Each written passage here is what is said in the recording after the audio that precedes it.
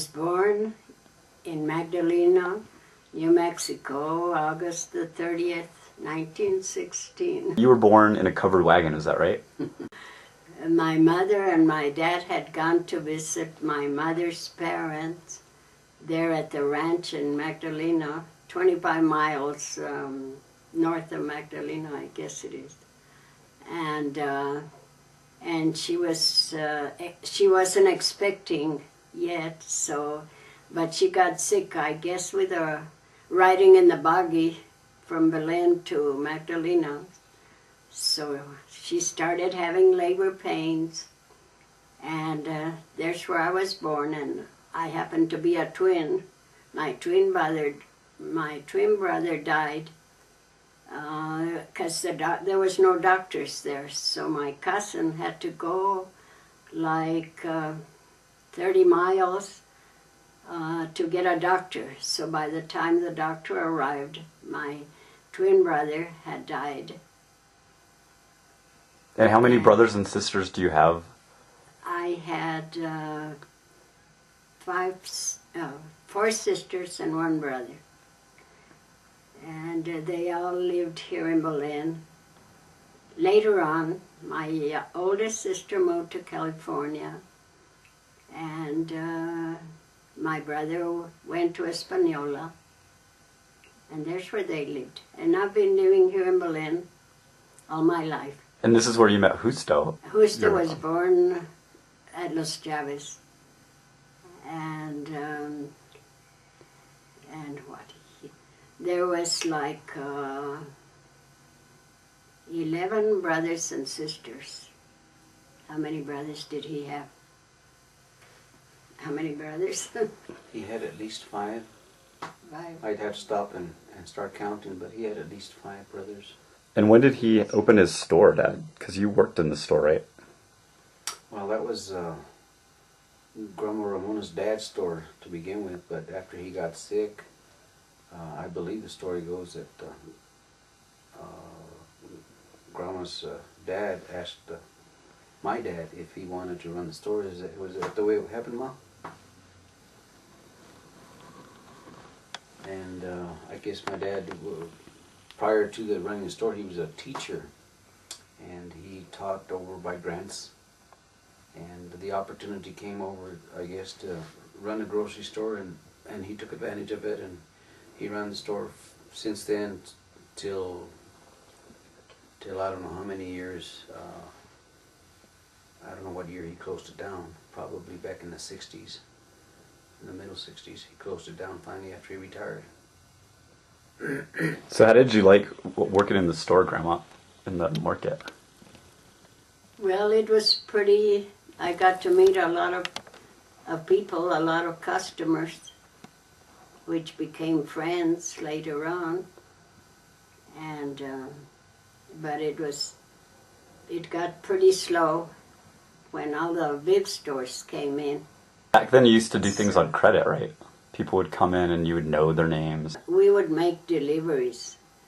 That's what customers liked about it, that they would go and we used to have credit, so, and then the deliveries, so they would pay once a month when they would get their checks. What about your garden? Did you guys use fresh produce from your gardens?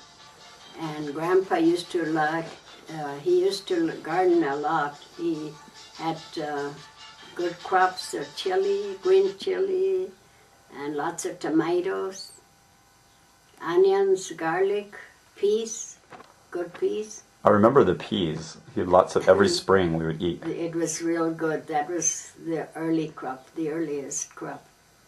And then the green chili would turn to red, so we had a lot of green chili and red chili. And what about the apples? You had some apple trees. And we had some apples and peaches, pears. So we had plenty to eat around the house. Fruit. And you still do, don't you? Still have the apple trees and the pecan trees? The apple tree and pear tree is what's left. And a peach tree here in the back. And what do you do with the apples? Do you make any desserts? I used to can them. Now I don't get as many apples, but I used to can them and dry some They were good, dried, to make pies later on, or empanaditas. Those were good. And the pastelitos. Pastelitos. I should have made some pastelitos. To have some dessert. And so what were some of your fondest memories of the store? About the store. The customers there were very nice people. They would come, and it was like getting together. They're like having a meeting. On paydays they would come, and they would all start talking what they had done during that month, because they would come like once a month to pay their bills, and so it was usually around the 1st when we had more customers. Where did you meet Justo? I met him at the University of Albuquerque. I was staying there with my sister one summer, and he was going to summer school. And there's where we met. Well, my sister and your grandpa graduated the same year, so they sort of knew each other. They were in class together. And so then they started talking outside some class and all that. And then he later on asked me to go to a movie, and that's how it started.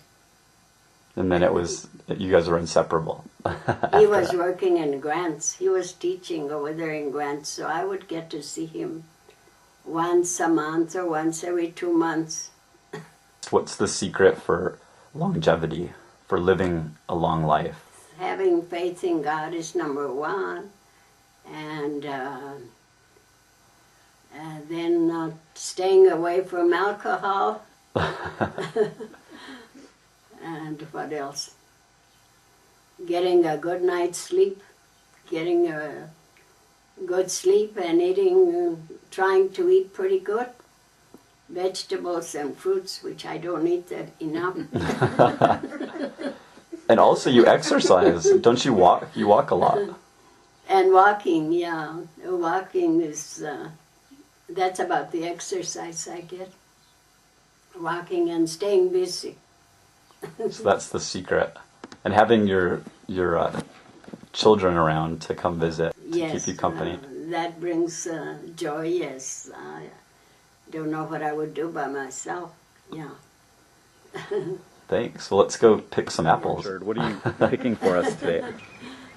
We're going to pick some apples, some green apples to eat with some salt. Yum, and make some pastelitos. Make some pastelitos later on.